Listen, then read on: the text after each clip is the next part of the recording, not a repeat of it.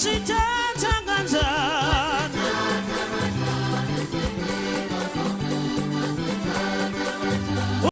Ntwana wena nomuhle lesitolo sikamisi. Awungena phela. Akho wisdom cap sesaki kamva. Unekema kuneso.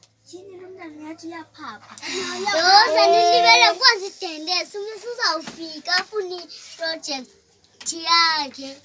Ntwana wena kabhalile nto ibhalayo ungawoyithini. Kaloku ndigqibile ubhala nathi. Ungaxeleli imxelelo misi bawugqibile ubhala. Ndixelela nina mosa kekho yena ngoku. Hayisana. Phumile icawu. Njengoba ubhala mna ndiyakwazi ubhala ndiyakogqitha.